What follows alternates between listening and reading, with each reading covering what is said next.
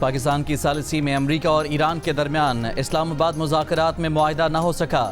دونوں ممالک نے مذاکرات مکمل طور پر ختم کرنے کا اعلان بھی نہیں کیا۔ امریکی مذاکراتی ٹیم کے سربراہ نائب صدر جے ڈی وینس نے کہا کہ مذاکرات کسی معاہدے تک نہیں پہنچ سکے۔ امریکہ نے ایران کو حتمی پیشکش کر دی ہے، دیکھنا ہے کہ ایران اسے قبول کرے گا یا نہیں۔ ایرانی وفد کے سربراہ باقر غالباف نے کہا کہ امریکہ نے ایران کے اصول سمجھ لیے ہیں، وقت آ گیا ہے کہ امریکہ ایران کا اعتماد حاصل کرنے یا نہ کرنے کا فیصلہ کرے۔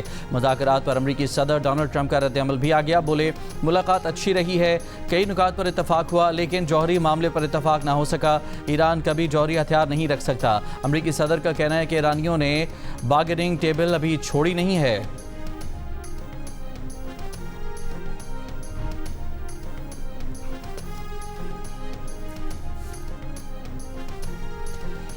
امریکہ ایران مذاکرات کے مستقبل سے متعلق کیپٹل ٹاک کے میزبان حامد میر کی بڑی خبر، دونوں فریقین کا مذاکرات جاری رکھنے اور مزید ایک ملاقات کرنے پر اتفاق۔ ملاقات کے وقت اور مقام کا تعین بعد میں ہوگا۔ جیو نیوز کے پروگرام نیا پاکستان میں گفتگو کرتے ہوئے حامد میر نے بتایا کہ طویل مذاکرات کے آخر میں فریقین کا موقف تھا کہ کچھ معاملات پر اتفاق ہے، کچھ پر اپنی اپنی قیادت سے مزید رہنمائی لینے کی ضرورت ہے۔ جے ڈی وینس کا کہنا تھا کہ صدر ٹرمپ سے بات کرنے کے بعد ہماری دوبارہ ملاقات ہو سکتی ہے۔ حامد میر کے مطابق 2 ہفتے کے سیز فائر پر اتفاق ہے۔ سیز فائر کو توسیع دینے کے لیے ایک دوسرے سے بالواسطہ رابطے کیے جائیں گے اور ان کے لیے پاکستان کے ساتھ چین اور ترکی کا بھی اہم کردار ہے۔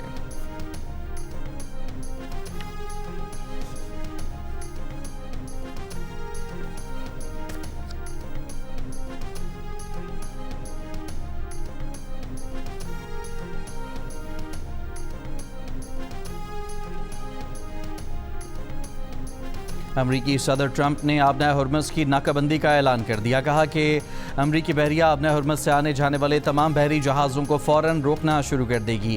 ناکہ بندی کرنے میں دیگر ممالک بھی حصہ لیں گے، جو بحری جہاز غیر قانونی ٹول دے کر آئے گا اسے روکیں گے۔ آبنۂ ہرمز میں بارودی سرنگیں بھی تباہ کریں گے۔ ٹرمپ نے کہا کہ ایران کے ساتھ زیادہ تر نکات پر اتفاق ہو گیا ہے لیکن ایٹمی معاملے پر اتفاق نہیں ہو سکا۔ اس اتفاق کے بغیر دیگر معاملات پر اتفاق کی اہمیت نہیں ہے۔ ٹرمپ نے کہا کہ ان کی پیش گوئی ہے کہ ایران اب واپس آئے گا اور سب کچھ دیں گے جو امریکہ مانگ رہا ہے۔ امریکی صدر کا پاکستانی قیادت کو بھی خراج تحسین۔ وزیر اعظم شہباز شریف اور فیلڈ مارشل عاصم منیر کو غیر معمولی شخصیات قرار دے دیا، کہا دونوں شخصیات کی مہربان اور باصلاحیت قیادت کے ذریعے امریکی وفد کی ایران کے رہنماؤں کے ساتھ ملاقات ہوئی۔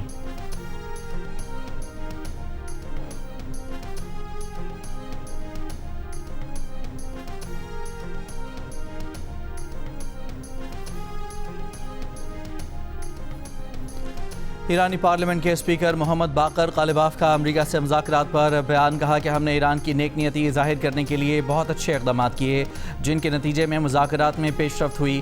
صدر ٹرمپ کی دھمکیاں ایرانی عوام پر اثر انداز نہیں ہوئیں۔ اگر آپ جنگ کریں گے ہم بھی جنگ کریں گے اور اگر آپ منطق کے ساتھ آگے آئیں گے تو ہم بھی منطق کے ساتھ بات کریں گے۔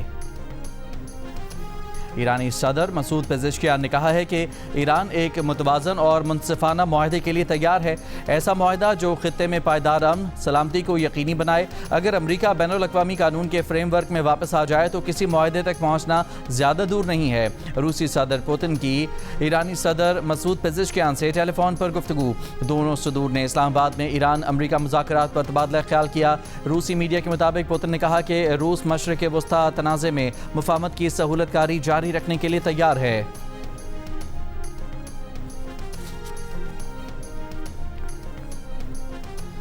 پاسداران انقلاب کا کہنا ہے کہ آبنۂ ہرمز کے قریب پہنچنے والے فوجی جہازوں کو جنگ بندی کی خلاف ورزی تصور کیا جائے گا۔ ان فوجی جہازوں سے سختی سے نمٹا جائے گا۔ آبنۂ ہرمز مکمل کنٹرول اور پاسداران بحریہ کی سمارٹ مینجمنٹ میں ہے۔ امریکی نائب صدر جے ڈی وینس نے کہا کہ ایران نے امریکی شرائط تسلیم نہیں کی۔ امریکہ نے اپنی ریڈ لائنز بھی بتا دیں اور جن چیزوں کو ایڈجسٹ کر سکتے ہیں وہ بھی بتا دیں اور وہ چیزیں بھی بتائیں جو ہم ایڈجسٹ نہیں کر سکتے۔ ہم نے ایسا عزم نہیں دیکھا کہ ایران مستقبل میں نیوکلیئر ہتھیار نہیں بنائے گا۔ امریکی وفد نے ایران کے منجمد اثاثوں سمیت تمام امور پر بات کی، لچکداری کا مظاہرہ کیا مگر ڈیل نہیں ہو سکی۔ وینس نے کہا کہ وہ مسلسل صدر ٹرمپ سے رابطے میں تھے۔ امریکی نائب صدر کا وزیر اعظم پاکستان اور فیلڈ مارشل سے اظہار تشکر، کہا کہ وزیر اعظم پاکستان اور فیلڈ مارشل نے حیرت انگیز کام کیا۔ امریکہ ایران اختلافات دور کرنے اور ڈیل کی کوشش کی۔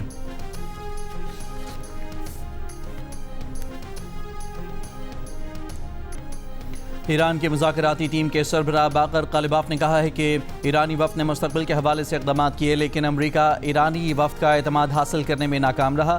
امریکہ نے ایران کے منطق اور اصول سمجھ لیے ہیں، وقت آ گیا ہے کہ وہ ایران کا اعتماد حاصل کرنے یا نہ کرنے کا فیصلہ کریں۔ باقر قالباف نے کہا کہ مذاکراتی عمل کو آسان بنانے میں پاکستان کی کوششوں کے شکر گزار ہیں۔ باقر قالباف نے کہا کہ مذاکرات سے پہلے انہوں نے اس بات پر زور دیا کہ ان کے پاس نیک نیتی اور ارادہ ہے، لیکن گزشتہ 2 جنگوں کے تجربات سے انہیں مخالف فریق پر کوئی بھروسہ نہیں۔ ایران کے 40 روزہ قومی دفاع کی کامیابیاں مستحکم کرنے کے لیے کوششیں جاری رکھیں گے۔ باقر قالباف، عباس عراقچی سمیت ایران کا اعلیٰ سطح کا مذاکراتی وفد واپس روانہ ہو گیا۔ نائب وزیر اعظم اسحاق ڈار، فیلڈ مارشل عاصم منیر نے ایرانی وفد کو رخصت کیا۔ ایران اور امریکہ میں کئی معاملات پر اتفاق رائے ہوا، 2-3 پر اختلاف برقرار رہا۔ سفارتکاری کبھی ختم نہیں ہوتی، ایران کی وزارت خارجہ کے ترجمان کا مذاکرات پر بیان۔ ایرانی میڈیا سے گفتگو میں اسماعیل بقائی نے کہا کہ یہ مذاکرات ایران پر مسلط 40 روزہ جنگ کے بعد ہوئے، بے اعتمادی اور شبہات بھی پائے جاتے ہیں۔ ایران کو ایک ملاقات میں ڈیل کی توقع نہیں تھی اور نہ ہی کوئی اس کی توقع کر رہا تھا۔ ایرانی سرکاری میڈیا کا کہنا ہے کہ امریکہ کے حد سے زیادہ مطالبات نے مشترکہ فریم ورک اور معاہدے کی راہ میں رکاوٹ ڈالی۔ آبنائے ہرمز اور جوہری حقوق سمیت کئی مسائل مذاکرات میں اختلافات کا باعث بنے۔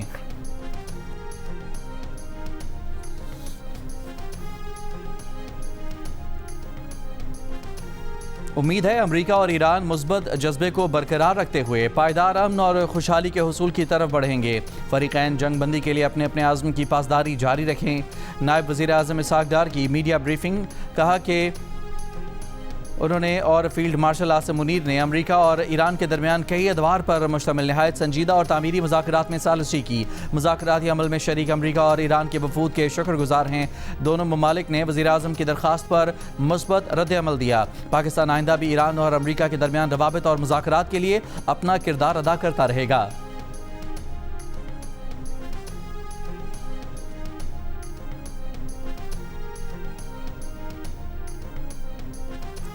امریکہ اور ایران مذاکرات بالکل ختم نہیں ہوئے، پاکستان کی ثالثی میں رابطے اور کوششیں جاری ہیں۔ امید ہے کہ مذاکرات کے ذریعے دیر پا امن حاصل کیا جا سکتا ہے۔ جیو نیوز کے سینئر اینکر شہزاد اقبال کا کہنا ہے کہ اطلاعات ہیں کہ بہت سارے نکات پر فریقین بہت قریب پہنچ چکے تھے، تاہم کچھ نکات پر مکمل اتفاق نہیں ہوا، جس کی وجہ سے معاہدہ نہیں ہو سکا۔ ایران اور امریکہ کی جانب سے بھی ایسا کوئی بیان سامنے نہیں آیا کہ مذاکرات ختم ہو گئے ہیں۔ پاکستان نے دونوں ممالک کو ایک ساتھ بٹھا دیا، یہ پاکستان کی بہت بڑی کامیابی ہے۔ شہزاد اقبال کا کہنا ہے کہ جنگ بندی 21 اپریل تک ہے، یہ بھی ممکن ہے کہ 2 ہفتے میں بھی کوئی معاہدہ نہیں ہوتا تو جنگ بندی جاری رہے گی۔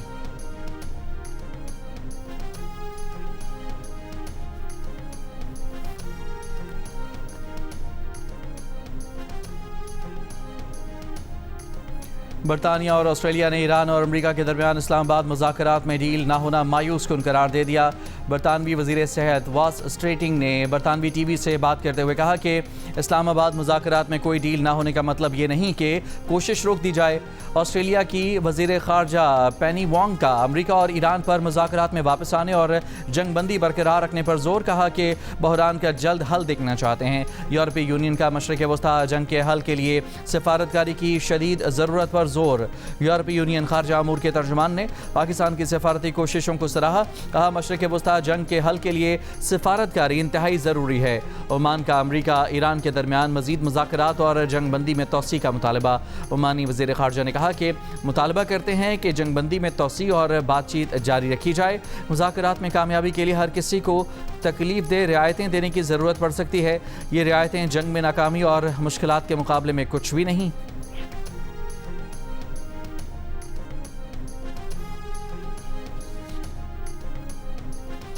وزیر خارجہ اسحاق ڈار کی سعودی وزیر خارجہ شہزادہ فیصل بن فرحان سے ٹیلی فونک گفتگو۔ اسحاق ڈار نے اسلام آباد مذاکرات کی پیش رفت سے متعلق سعودی وزیر خارجہ کو آگاہ کیا۔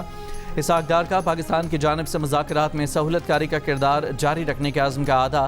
نائب وزیر اعظم کا خطے اور عالمی سطح پر امن و استحکام کے لیے سفارتی کوششیں جاری رکھنے کا بھی اعادہ۔ اسحاق ڈار نے مصری وزیر خارجہ بدر عبدالعاطی سے بھی ٹیلی فونک رابطہ کیا، اسلام آباد مذاکرات اور پاکستان کی کوششوں سے آگاہ کیا۔ اسحاق ڈار کا خطے میں امن و استحکام کے لیے مسلسل مذاکرات اور سفارتکاری کی ضرورت کا اعادہ۔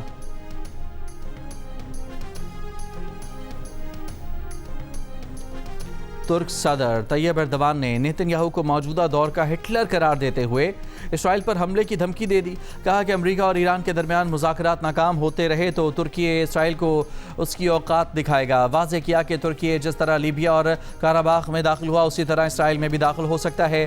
اس کے لیے طاقت اور اتحاد کی ضرورت ہوگی. اسرائیلی وزیر اعظم نیتن یاہو خون اور نفرت میں اندھے ہو چکے ہیں. جنگ بندی کے دن بھی اسرائیل نے سینکڑوں بے گناہ لبنانی قتل کر دیے. تقریب سے خطاب میں ترک صدر نے کہا کہ اگر پاکستان امریکہ اور ایران کی جنگ میں ثالثی نہ کرتا تو ترکی اسرائیل کو اس کے اوقات دکھا دیتا. اسرائیلی وزیر اعظم نیتن یاہو نے کہا ہے کہ ایران اور اس کے اتحادیوں سے لڑائی جاری رکھیں گے. ایران میں اب بھی افزودہ مواد موجود ہے, اسے ہر صورت نکالنا ہوگا. مشرق وسطیٰ کے نقشے کے سامنے خطاب میں اسرائیلی وزیر اعظم نے کہا کہ 5 ممالک اسرائیل کو گھیرنا چاہتے ہیں مگر ہم نے انہیں ہی کمزور کر دیا. نیتن یاہو کا ترک صدر پر ایران کو سہولت فراہم کرنے کا بھی الزام ہے.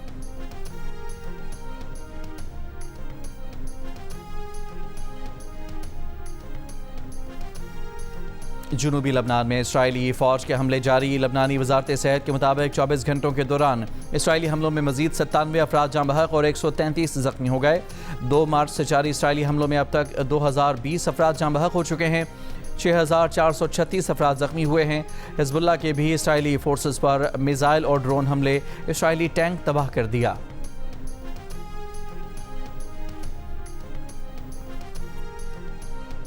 ایران کے نائب وزیر تیل علی محمد موسوی کا کہنا ہے کہ ایران کی لاوان ریفائنری کے کچھ حصے 10 دن کے اندر دوبارہ کام شروع کر دیں گے.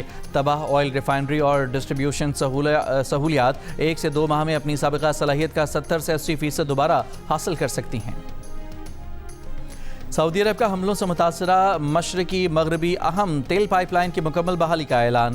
سعودی وزارت توانائی نے ایک بیان میں کہا کہ مغربی اور مشرقی پائپ لائن کے ذریعے پمپنگ کی مکمل صلاحیت بحال کر دی گئی ہے جس کی یومیہ پیداواری صلاحیت تقریباً 7 لاکھ بیرل یومیہ ہے.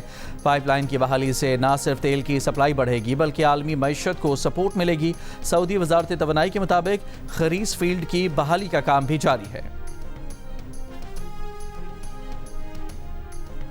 سعودی عرب کی گوادر میں آئل ریفائنری کے قیام کے لیے $10 ارب کی سرمایہ کاری کا امکان.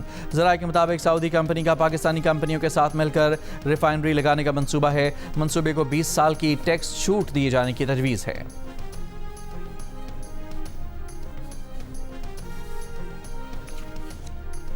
وزیر اعلیٰ پنجاب مریم نواز نے 15 شہروں میں واسا کمپلیکس ڈیزائن کی منظوری دے دی. مانسون سے قبل سیوریج لائنوں اور برساتی پانی کی نکاسی کے منصوبے مکمل کرنے کی ہدایت. واسا مانسون سے قبل بڑے پیمانے پر نالوں کی صفائی کے لیے مہم شروع کرے گا. پنجاب میں نکاس آب کے منصوبے جون سے پہلے مکمل کرنے کا ہدف ہے.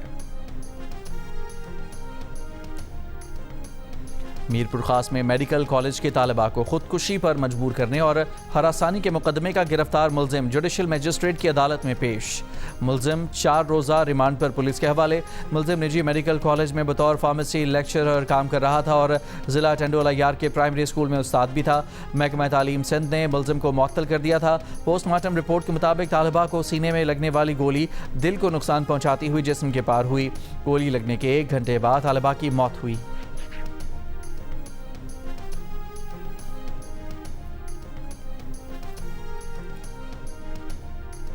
JUI کے سربراہ مولانا فضل الرحمان نے کہا ہے کہ پاکستان نے حال ہی میں جو کردار ادا کیا ہے ہم برسوں سے اس کے متقاضی تھے. پاکستان نے ثابت کر دیا کہ وہ دنیا کے معاملات کو سلجھانے کی صلاحیت رکھتا ہے.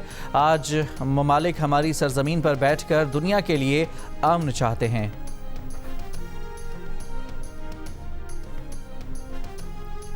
وفاقی وزیر داخلہ محسن نقوی کا اسلام آباد مذاکرات کے دوران شاندار انتظامات پر پاک فوج, پنجاب رینجرز اور فیڈرل کانسٹیبلری کو خراج تحسین. پنجاب پولیس, اسلام آباد پولیس, اسلام آباد انتظامیہ, CDA اور موٹر وے پولیس کی غیر معمولی کارکردگی کو بھی سراہا.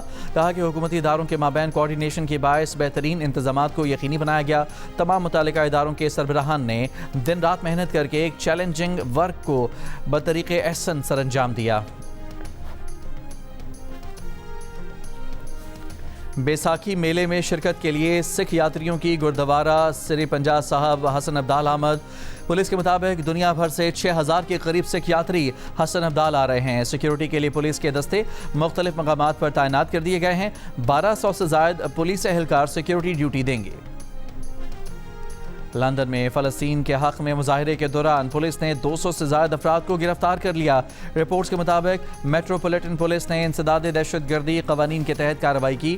گرفتار افراد میں کئی ضعیف العمر افراد سمیت 80 سالہ الزبتھ مورلے بھی شامل ہیں، جنہیں ایک پرامن پلے کارڈ اٹھانے پر حراست میں لیا گیا۔ انسانی حقوق کی تنظیم ایمنسٹی انٹرنیشنل نے کہا ہے کہ مظاہرین کے خلاف یہ کارروائیاں شہری آزادیوں اور پرامن احتجاج کے حق کے خلاف ہیں، جبکہ پولیس کا موقف ہے کہ قانون کے مطابق عمل کیا گیا۔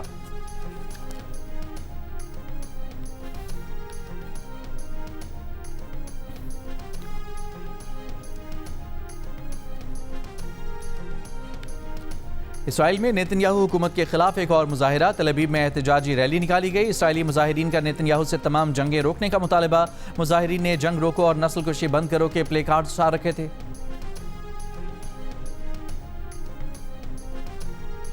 ایران جنگ، اسرائیل کو 11 ارب 50 کروڑ ڈالر سے زائد کی پڑ گئی۔ اسرائیلی وزارت خزانہ کے مطابق جنگ پر سرکاری بجٹ سے تقریباً 11.5 ارب امریکی ڈالر کے اخراجات برداشت کرنا پڑے ہیں۔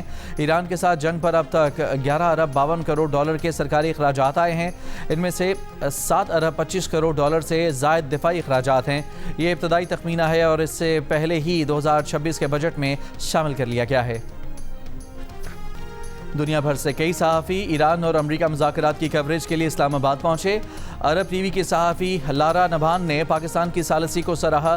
جیو نیوز سے گفتگو میں کہا کہ اسلام آباد کی خوبصورتی نے بہت متاثر کیا، پاکستانیوں کی مہمان نوازی اور محبت نے دل جیت لیے۔ پاکستان سپر لیگ 11 میں کراچی میں کھیلے گئے میچ میں حیدرآباد کنگز مین نے اسلام آباد یونائیٹڈ کو 6 وکٹوں سے شکست دے کر مسلسل دوسری کامیابی حاصل کر لی۔ میچ میں پہلے بیٹنگ کرتے ہوئے اسلام آباد یونائیٹڈ نے 9 وکٹ پر 153 رنز بنائے۔ حیدرآباد کنگز مین نے ہدف 19ویں اوور میں 4 وکٹ کے نقصان پر حاصل کر لیا۔ پلیئر آف دی میچ کپتان مارنس لبوشن نے 61 رنز کی ناقابل شکست اور ذمہ دارانہ اننگ کھیلی۔ ایونٹ کے مقابلے جیو سپر اور ڈیجیٹل ایپ مائیکو پر براہ راست نشر کیے جا رہے ہیں۔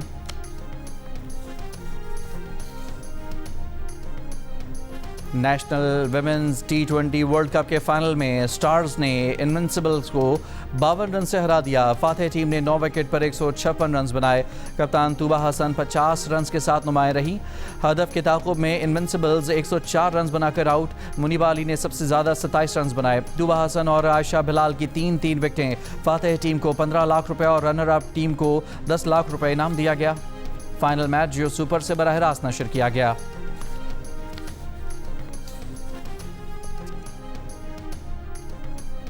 آئیوری کوسٹ کے شہر عابدجان میں جاری فیفا ویمن سیریز میں پاکستان کو اپنے دوسرے میچ میں شکست ہو گئی۔ موریتانیہ نے 1-0 سے ہرا دیا۔ میچ کا فیصلہ کن گول موریتانیہ نے کھیل کے پہلے ہاف میں سکور کیا۔ پاکستان کی بہادر ایڈونچر بائیکر گل افشاں نے کئی ممالک میں موٹر سائیکل پر سفر کر کے مثال قائم کر دی۔ ان کا کہنا ہے کہ وہ دنیا بھر میں بائیک چلا کر خواتین کو بااختیار ہونے کا پیغام دینا چاہتی ہیں۔ برِ صغیر کی فلمی موسیقی میں سب سے زیادہ گیت گانے والی لیجنڈری گلوکارہ آشا بھوسلے چل بسیں۔ 92 سالہ آشا سینے میں انفیکشن کے باعث اسپتال میں داخل تھیں۔ آشا نے 70 سے زائد برسوں کے اپنے کیریئر میں 2 درجن زبانوں میں ہزاروں گیت گائے۔ انہیں دادا صاحب پھالکے اور پدما بھوشن سمیت متعدد ایوارڈ سے نوازا گیا۔ 2011 میں گینیز ورلڈ ریکارڈز نے موسیقی کی تاریخ میں سب سے زیادہ گانے ریکارڈ کرنے کا اعزاز آشا بھوسلے کے نام کیا۔